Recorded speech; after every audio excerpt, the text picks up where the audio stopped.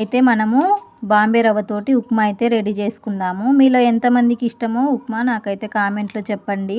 మన ఇంట్లో ఏ చిన్న ఫంక్షన్ జరిగినా సరే మనకైతే ముందుగా గుర్తొచ్చే టిఫిన్ ఏదైనా ఉందంటే అది ఉప్మానే కదా! ఇదైతే ఒకసారి నేను షిరిడీకెళ్ళినప్పుడైతే తిన్నా అండి. మనం ఎప్పుడు వెళ్ళినా దోస, ఇడ్లీ, వడ అవే కదా తింటూ ఉంటాము. ఒకసారి ఉప్మా ట్రై చేద్దామనేసి అయితే ఆర్డర్ పెట్టాను. రేటు కూడా రూ. 50 ప్లేట్ వచ్చేసి. చాలా బాగున్నది, సాఫ్ట్‌గా చాలా నచ్చింది నాకు అక్కడిది.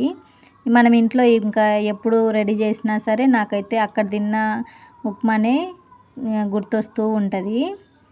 ఇంకా ఉప్మా ప్రాసెస్ అయితే అందరికీ తెలిసిందే కదా! చాలా సింపుల్‌గా ఫాస్ట్‌గా అయిపోతది. ఇక్కడైతే నేను వేడి నీళ్ళు అయితే కాంచి వేస్తున్నాను. అలా అయితే మనకి రవ్వ అనేది సాఫ్ట్‌గా ఉడుకుతుంది. మనకు తగినంత ఉప్పు అయితే వేసుకొని మనమైతే ఇంకా రవ్వ వేసుకోవాలి. ఇది వేసుకునేటప్పుడు కొంచెం స్పీడ్‌గా అయితే కలిపేసుకుంటా వేసుకోవాలి. లేకపోతే మళ్ళీ ఉండలు కడుతది. రవ్వ సరిగ్గా ఉడకకుంటే టేస్ట్ బాగుండదు కదా! ఇక్కడైతే నేను ఒక గ్లాస్ రవ్వకి 2½ అయితే వాటర్ తీసుకున్నానండి. మీకు కొంచెం లూజ్‌గా ఇష్టమైతే ఇంకొన్ని వాటర్ యాడ్ చేసుకోవచ్చు. నాకైతే కొంచెం పొడి పొడిగా ఉంటేనే నచ్చుతుంది. ఇప్పటి వరకు అసలు ఈ ఉప్మా అంటే ఇష్టం లేని వాళ్ళు ఒకసారి అయితే ట్రై చేయండి. నచ్చుతది. చూసారు కదా! ఇంకా అలా సిమ్‌లో పెట్టుకొని ఒక 5 మినిట్స్ అలా మగ్గించుకోవాలి. మన ఉప్మా అయితే రెడీ అవుతది.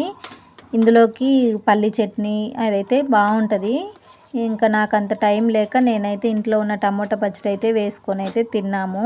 ఇంట్లో అయితే కొంచెం పని ఎక్కువగా ఉన్నది. అదైతే వ్లాగ్ తొందరలో అయితే అప్లోడ్ చేస్తాను.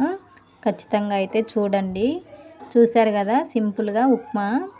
మీకు ఈ వీడియో నచ్చినట్లయితే ప్లీజ్ మన ఛానల్ని సబ్స్క్రైబ్ చేసుకోండి, లైక్ చేయండి.